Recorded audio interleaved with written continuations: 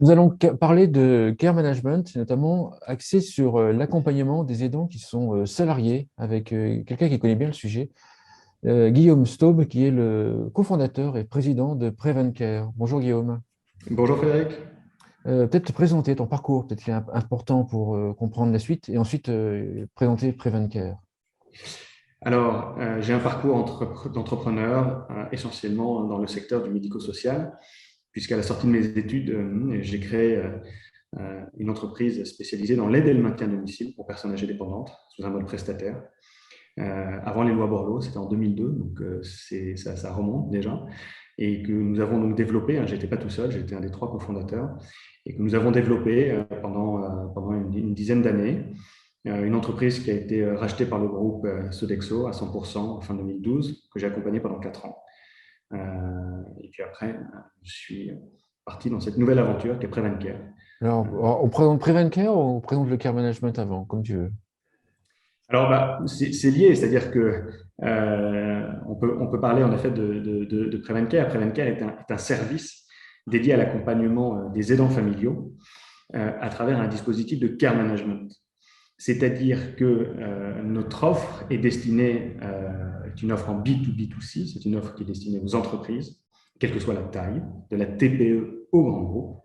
Et l'objectif, c'est de pouvoir proposer aux entreprises, donc c'est l'entreprise qui s'abonne à Prevencare et qui offre à ses collaborateurs la possibilité d'être accompagné par un care manager, on va dire un expert des questions sociales et familiales, qui va accompagner le salarié qui fait face à la fragilité d'un proche dans une notion de parcours de soins, en lui apportant conseils, informations, orientations, recherche de prestataires de proximité et puis surtout coordination des dispositifs lors de la mise en œuvre des services, tout en assurant derrière un suivi pendant 4 semaines.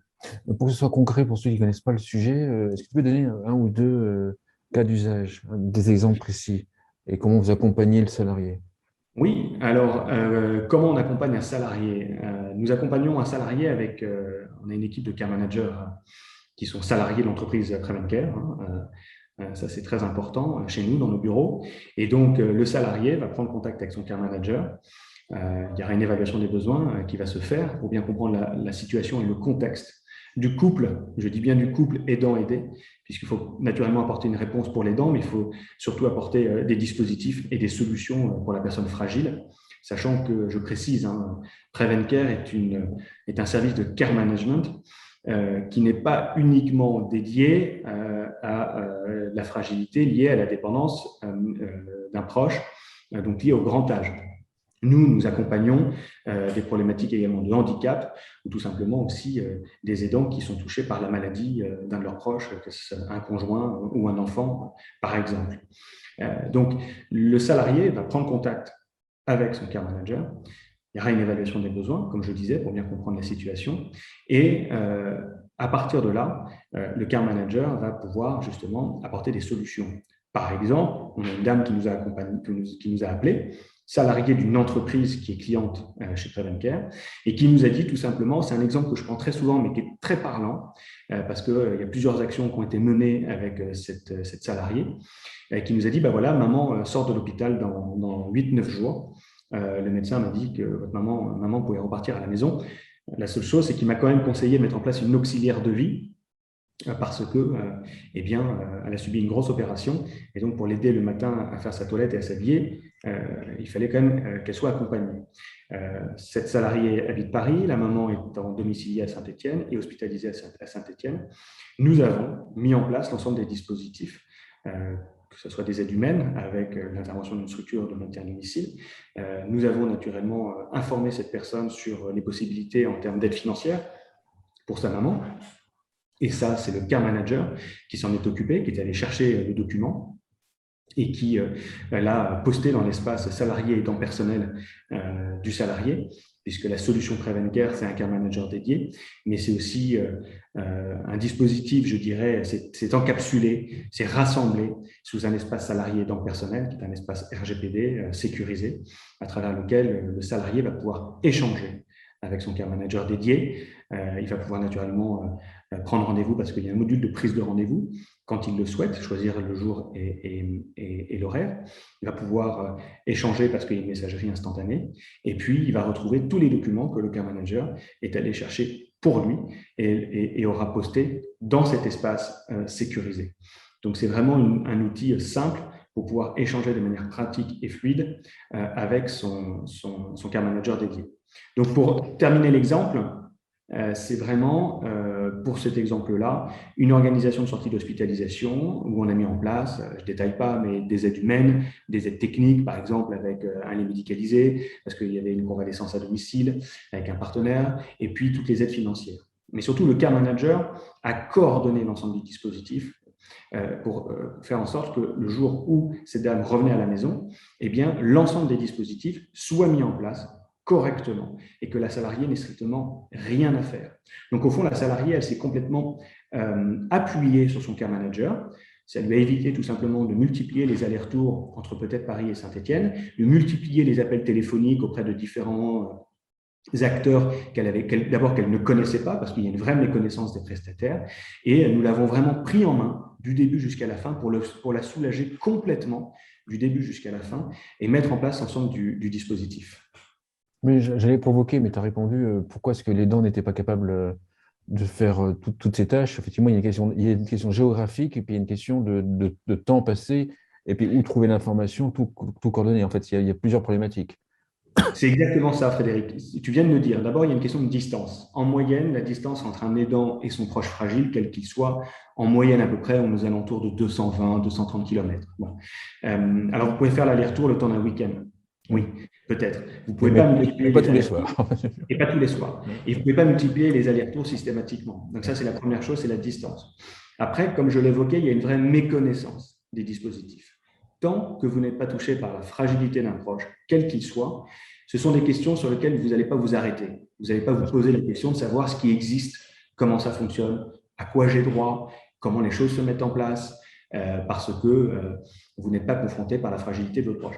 Le seul problème, c'est que très souvent, la survenance de la perte d'autonomie du proche, c'est très souvent une situation d'urgence et une prise en compte tardive. Et donc ça va générer du stress et de l'anxiété. Et puis après, vous allez avoir toute la partie recherche d'informations, c'est-à-dire, par exemple, il y a une vraie complexité de l'écosystème médico-social. Quand vous n'êtes pas dans ce secteur-là, c'est assez difficile. Et puis, il y a une méconnaissance des prestataires, vers qui je me tourne, comment ça marche, à quoi j'ai droit, pourquoi cette structure plus qu'une autre, qui est spécialiste, qui va me garantir aussi une qualité de service, etc., etc. Et puis après, il y a la mise en œuvre. Donc, tout simplement, dans la mise en œuvre, vous avez la recherche financière, les démarches administratives qui sont lourdes, la rencontre avec les prestataires et puis la coordination, le suivi des dispositifs. Et tout cela, ça génère du stress. Et donc, nous, la réponse que nous apportons, c'est de dire, nous, on va s'occuper de tout ça pour vous. On fait pour le compte du salarié.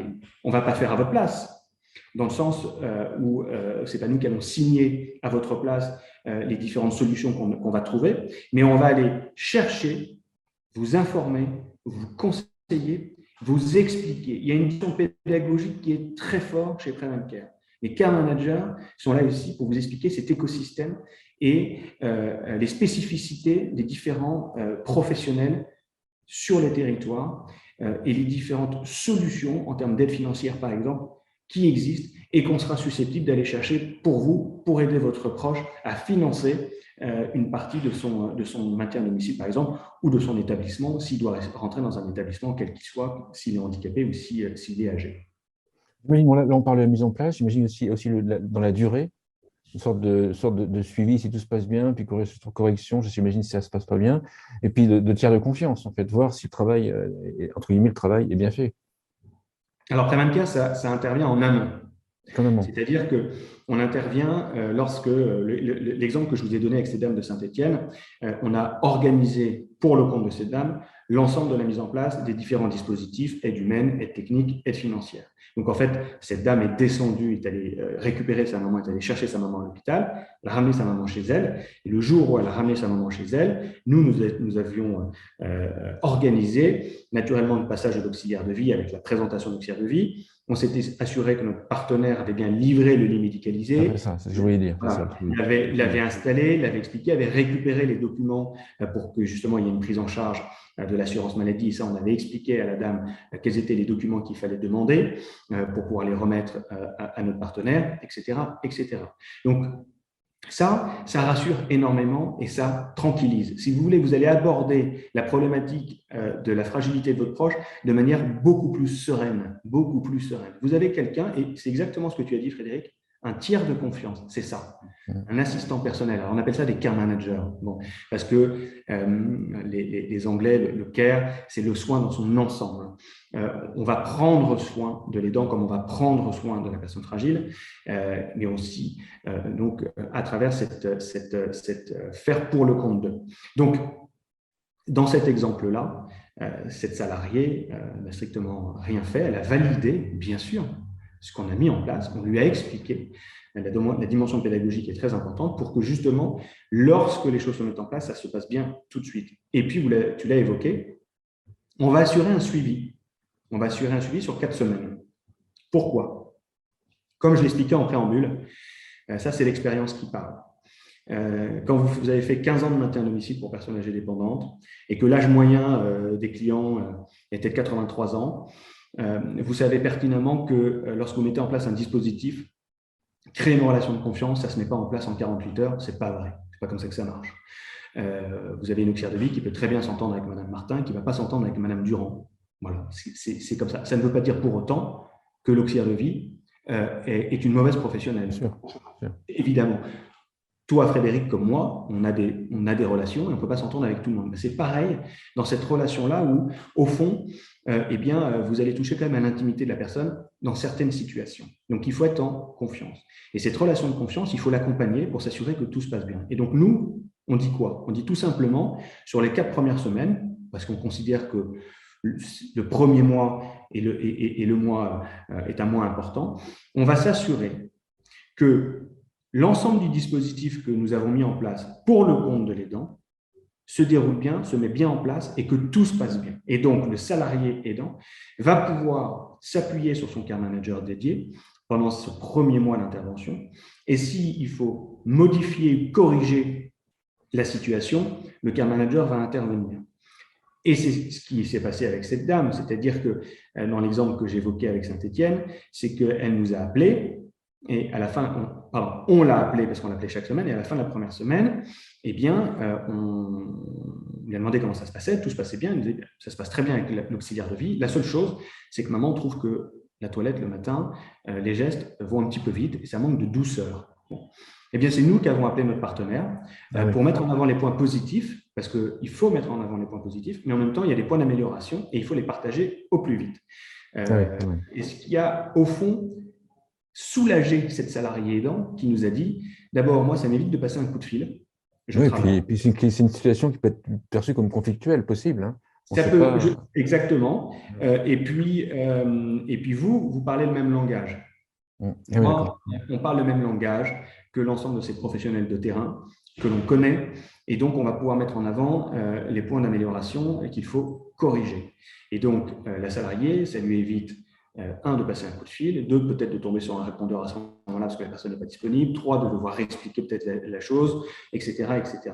Donc, encore une fois, le rôle du care manager chez Prevencare, c'est de faire gagner du temps aux salariés, d'aborder l'ensemble de ces questions de manière beaucoup plus sereine et donc naturellement d'apporter un bénéfice à l'entreprise. Si l'entreprise s'abonne à Prevencare, c'est que, et on le voit de plus en plus avec les échanges que nous avons aujourd'hui, on a une vingtaine d'entreprises clientes chez Prevencare. On va lancer un certain nombre on a des nouvelles entreprises qui arrivent pour le mois de janvier. Ils nous disent quoi? Ils nous disent tous, il faut investir sur le capital humain. Voilà. C'est important pour nous pour plusieurs raisons. Alors, chacun a ses raisons. Il y en a qui vont vous dire, moi, je valorise la marque employeur. Moi, je veux fidéliser mes collaborateurs. Moi, je veux attirer des nouveaux talents. Moi, je considère que la question des aidants, ça rentre complètement, et ça, je le partage, dans la politique RSE de mon entreprise, dans la politique QVT de mon entreprise, parce que la qualité de vie au travail, c'est aussi pouvoir être accompagné et aborder des sujets complexes comme la problématique des aidants, de manière beaucoup plus sereine et de pouvoir aussi continuer à travailler parce que les aidants nous disent « je souhaite continuer à travailler ». Parce que Bien comme tout sûr. le monde, Surtout que tu gères toutes les situations. Il peut y avoir des jeunes parents avec un enfant handicapé, par exemple. exactement, on a eu des questions Alors là, je sur comprends qu'ils veulent continuer à travailler, bien sûr, hein. quand vous avez un enfant et que vous recherchez, j'ai le cas de cette dame à l'esprit euh, qui malheureusement venait de divorcer et puis son numéro 3 avait une trisomie 21 et donc la question c'était comment on fait pour bénéficier d'une auxiliaire de vie scolaire. C'est quoi le parcours qui m'attend? Vers quoi Ouais, c'est génial. qu'est-ce qui m'attend dans les années à venir? Comment mettre en place l'ensemble de ces dispositifs? Je fais 1 heure de trajet le matin, je fais 1 heure de trajet l'après-midi, le soir. Je travaillais avant à mi-temps, mais comme malheureusement j'ai divorcé, maintenant je travaille à plein temps, etc., etc. Donc quand vous avez une situation qui bouscule votre vie familiale, de près ou de loin, eh bien, le fait d'être accompagné par un care manager dédié qui va vraiment vous prendre par la main, vous soulager, il y a une dimension psychologique très forte. Forcément, vous allez aborder les choses de manière beaucoup plus calme, beaucoup plus reposée. Et au fond, en vous disant, quelque part, mon entreprise m'offre ce dispositif, c'est chouette, moi je ne paye rien parce que c'est gratuit pour le salarié. Donc oui, ça paye, mais c'est l'entreprise qui s'abonne à Prevencare. Donc c'est l'entreprise qui offre. Mais en même temps, l'entreprise a bien compris qu'aujourd'hui, la population vieillit, qu'il y a l'allongement de la durée de vie, que malheureusement, il y a de plus en plus de maladies chroniques. Nous, on a accompagné des salariés qui étaient touchés par des problématiques de cancer de conjoint avec des gens qui étaient très jeunes. Voilà, ça bouscule une vie de famille, ça bouscule les conjoints, ça bouscule les enfants et vous pouvez très vite perdre pied. Donc nous, on nous dit, on est là, on va vous aider, on va vous accompagner. Il y a des vraies solutions qui existent et on ne va pas juste vous envoyer une liste avec des prestataires en vous disant débrouillez-vous. Ce n'est pas ça le care management. Ça, c'est pas ça. La valeur ajoutée de vos métiers, elle est gigantesque, hein, je trouve. Gigantesque pour les salariés, puis gigantesque pour les entreprises. Juste qu'on comprenne l'ampleur, le nombre de personnes concernées. Est-ce que tu as des chiffres sur les aidants salariés? Alors aujourd'hui, il y a eu une très bonne étude de BPCE-BVA. 73% des aidants sont des actifs. Ah oui. Les actifs, donc à temps plein, à mi-temps, ont une vie. Sachant qu'en tout, il y a combien il y a quoi? On parle de 10 millions d'aidants à peu près. Après, il y a Alors, des choses, c'est il y a très vaste. Le toujours. chiffre, Non, mais moi, j'ai lu un certain nombre d'études, tout le monde en lit un certain nombre. Ouais. Combien il y en a? Là aussi, les travaux BPCE, l'Observatoire, dit 15 millions d'aidants. Bon, 29% des Français de plus de 15 ans sont également des aidants. Ouais, donc L'âge moyen. ça fait beaucoup de salariés, non? Oui, mais ce sont des actifs. Donc, les actifs, si vous voulez, est-ce que vous êtes salarié? Est-ce que vous êtes indépendant? Est-ce que vous êtes à Oui, mi-temps? Est-ce que vous êtes à temps plein? Vous oui, êtes en actif. activité. Voilà. L'âge moyen, il y avait une étude aussi, Ipsos Massif en 2020, qui disait 49 ans. Mm. Avant, on Oui, c'est était à 49 ans parce 52. qu'en fait, c'est alourdi par le vieillissement de la population. Mais sinon, c'est toutes Oui, les tranches d'âge, c'est ça. mais c'est toutes les tranches d'âge. On peut partir d'un âge moyen, mais c'est au fond toutes les tranches d'âge. On dit aussi 60% sont des femmes. Mm. Les aidants sont des aidantes. Alors nous, on le constate, en effet. Alors, c'est pour ça que je dis en rigolant, j'ai pas de pouce, j'ai pas de sœur. Non, mais en majorité, en effet, ce qui est vrai, c'est que les personnes qui nous contactent sont majoritairement des femmes. De Mm. plus en plus d'hommes, mais majoritairement des femmes. Mm. Après, les principales causes de dépendance, aujourd'hui, c'est l'âge, à Mm. peu près à 53%. Après, vous allez avoir Donc, la on comprend maladie. bien, c'est l'âge, c'est le parent âgé qui est dépendant, C'est le c'est ça. parent âgé. Voilà, c'est le parent âgé. Après, vous allez avoir la maladie. Et après, vous allez avoir le handicap. Enfin, la maladie à 45% à peu près, et le handicap aux alentours de 34-35%. Bon. Donc, ça sont des éléments importants. Nous, ce que l'on constate aujourd'hui également, c'est que dans l'impact des aidants dans la vie professionnelle, elle est réelle. Elle est réelle. C'est-à-dire que d'abord, il y a un véritable épuisement et un véritable surmenage pour la majorité des aidants. Il y a 6 aidants sur 10 aujourd'hui qui sont épuisés et surmenés. 6 aidants sur 10. Après, vous allez également avoir quasiment 50% des aidants actifs qui ont dû aménager leurs horaires, réduire également leur temps de travail ou arrêter de travailler. Et Et donc là, nous, on voit l'impact sur la personne et sur l'entreprise. en fait, on voit l'impact sur la personne exactement, sur l'entreprise. Mm. Parce que moi, je me suis déjà exprimé sur ce sujet, mais je ne vois pas en quoi, parce qu'il y a une solution qui s'appelle et qui a le mérite d'exister, qui est le congé aidant. Donc, le congé aidant est une solution qui peut parfaitement apporter un moment pour que l'aidant puisse se poser et trouver des solutions. Ouais, mais Maintenant, c'est quoi? C'est faire un massage sans avoir résolu le problème du dos bloqué, en fait, hein. non, mais c'est C'est bien, c'est bien, mais ça ne résout pas le problème. Vous faites à la place d'eux, vous nous, on résolvez fait le à la problème. place d'eux, et justement, parce qu'un salarié absent pour l'entreprise, dans le cadre du congé aidant, ça va pas forcément l'arranger, Mhm. évidemment. Après, vous avez des aidants qui nous disent, moi, la plupart nous disent, mais d'abord, j'ai pas envie de travailler. D'abord, comme tout le monde, j'ai besoin de payer des factures à la fin du mois. Et puis, il y a une question de lien social également, de pouvoir aussi voir autre chose, partager, Bien échanger sûr, avec d'autres personnes. bien sûr, Et bien ça, sûr. c'est aussi très important. Et c'est aussi très important.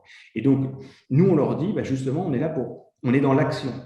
On va mettre en place pour vous, organiser, coordonner et assurer ce suivi. Voilà les impacts sur la vie professionnelle des aidants au niveau de l'aménagement des horaires, le fait d'arrêter de travailler, d'être surmené, ça génère du stress, ça génère de l'anxiété, évidemment.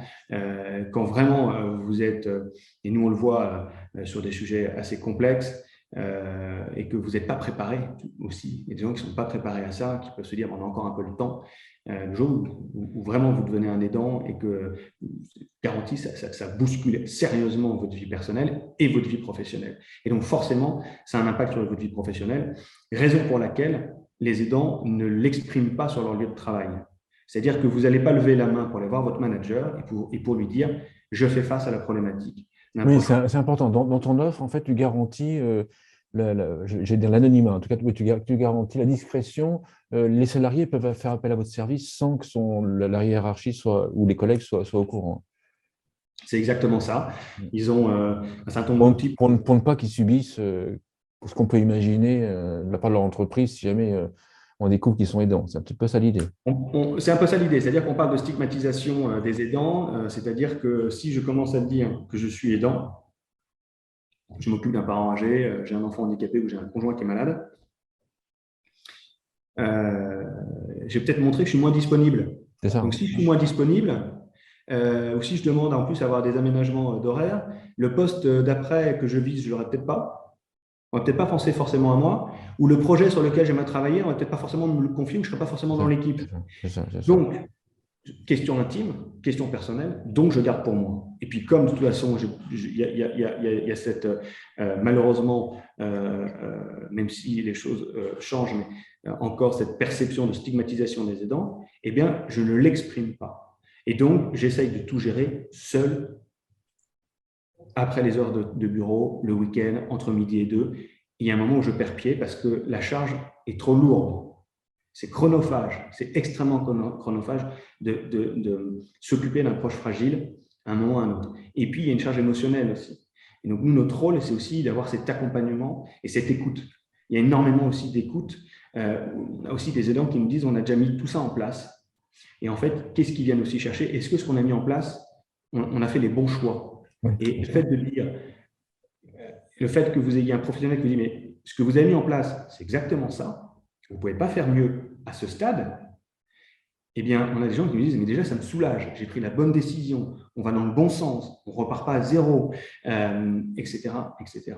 Donc, et puis, cette volonté de pouvoir continuer aussi à avoir une activité professionnelle, quelle qu'elle soit, parce que avoir une activité professionnelle aussi, ça permet de s'épanouir, ça permet beaucoup de choses, et nous, on le voit, quand on propose le congé aidant, il n'est pas forcément pris, il n'est même jamais pris, parce que d'abord, d'un point de vue financier, ça ne répond pas aujourd'hui les gens nous disent à 50 euros par jour, je ne peux pas me permettre de toute façon de m'arrêter un mois, 2 mois ou 3 mois.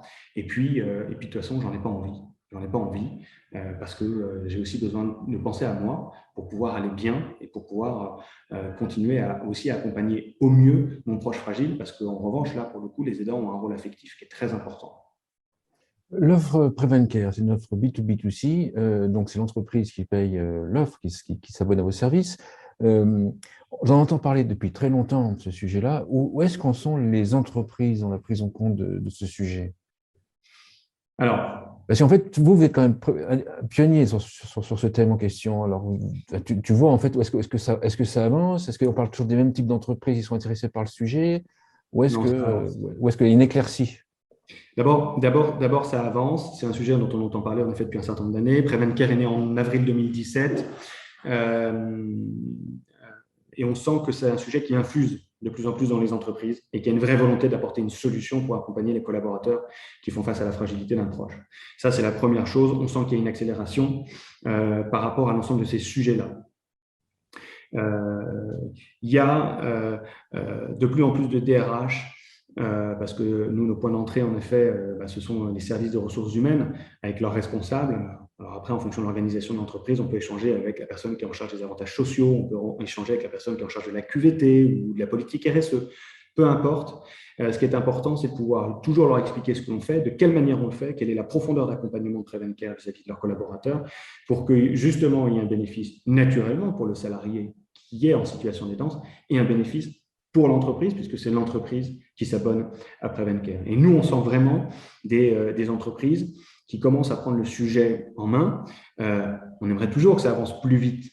On aimerait toujours que toutes les entreprises nous disent « mais attendez, oui, c'est un vrai sujet, on va le faire, et puis on va le faire savoir ». Parce qu'on a certaines entreprises qui nous disent « moi, je ne veux pas le faire savoir ».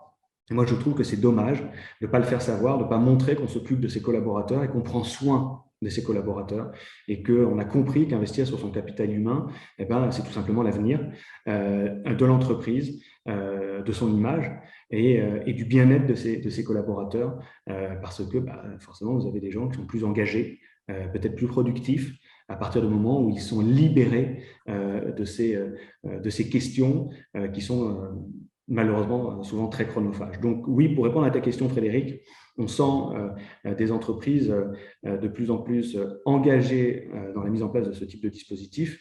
La réflexion avance. Je pense qu'un jour, ils ne se poseront plus trop de questions et ça va aller très vite. Moi, si je suis DRH, en plus, j'imagine que les DRH, tu dois rencontrer des DRH qui sont aussi aidants. Alors eux, en fait, quand tu leur parles des dents, ils comprennent ce que ça veut dire. Mais comment est-ce qu'eux vont mesurer, entre guillemets, le ROI de ta solution? Alors, on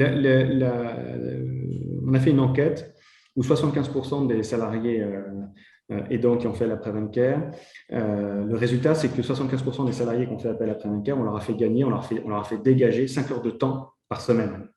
Ah oui. Vous voyez donc, ce n'est pas rien, 5 heures Oui, de là, temps. on comprend l'intérêt pour les deux, Voilà. salariés et l'entreprise. Après, vous allez avoir une baisse de l'absentéisme, un meilleur engagement dans l'entreprise. Alors, on est encore un peu jeune parce que entre la création de la solution et la mise en marché, on n'a peut-être pas encore suffisamment de recul. Et ce ROI, on va le calculer très vite, justement pour montrer aussi aux entreprises avec lesquelles on discute, voilà, demain, si vous investissez, si vous choisissez la solution Prevencare, voilà le retour sur investissement que vous allez avoir vis-à-vis Oui, de vos bien sûr. collaborateurs Ce sera idéal, ça. en termes d'engagement, de productivité, de fidélisation, d'attractivité aussi des nouveaux talents. C'est important, de valorisation de la marque employeur, etc., etc. Le rôle des mutuelles. Les rôles Oui. mutuels ont un rôle à jouer, j'imagine, ou vont avoir un rôle à jouer.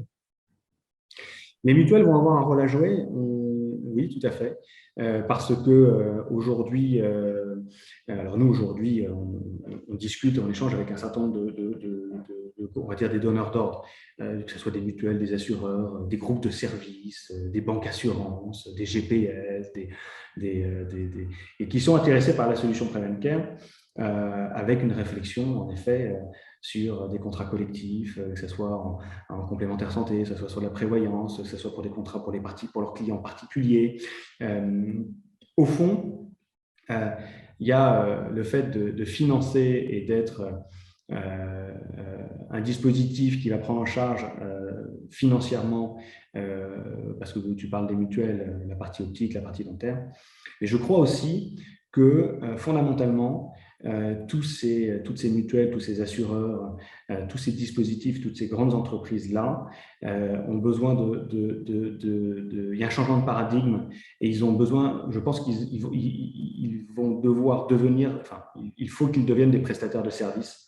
Il faut qu'ils puissent aussi se différencier. Il faut aussi qu'ils puissent fidéliser leurs clients. Et c'est à travers ce type de dispositif et de services comme Prevencare qui vont pouvoir justement enrichir leur service pour pouvoir attirer soit des nouveaux clients en fonction naturellement des profils de leurs clients et les fidéliser justement parce qu'il y a des dispositifs serviciels innovants, performants, qui ne sont pas uniquement juste des gadgets et qui sont cachés au fin fond d'un contrat, mais qui vont apporter une vraie valeur à la mutuelle ou à l'assureur lorsqu'ils vont mettre en avant un nouveau produit assurantiel, par exemple. Moi, je suis convaincu que ce type de dispositifs ont plus que leur place dans des mutuelles, des assureurs, par exemple, ou d'autres groupes de services sur l'enrichissement de leur offre auprès de leurs clients.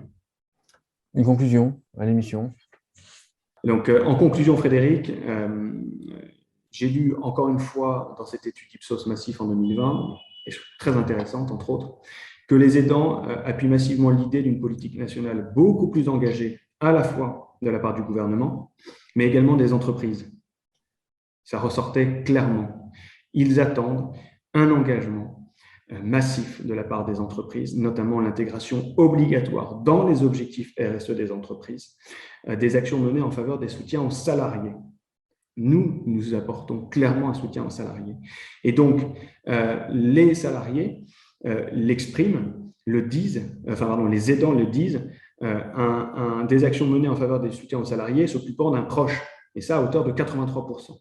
Donc, je crois qu'il est vraiment temps que les entreprises prennent conscience que leurs salariés attendent de leur part un véritable soutien, un véritable accompagnement avec des solutions qui soient pérennes, performantes, de qualité. La qualité de vie au travail, ce n'est pas uniquement, même si j'adore ça aussi, un baby-foot et puis des fauteuils relax, de la couleur. Oui, mais on adore tout ça. Évidemment, c'est un côté sympa, ludique, on fait une pause, il y a un côté assez sympa.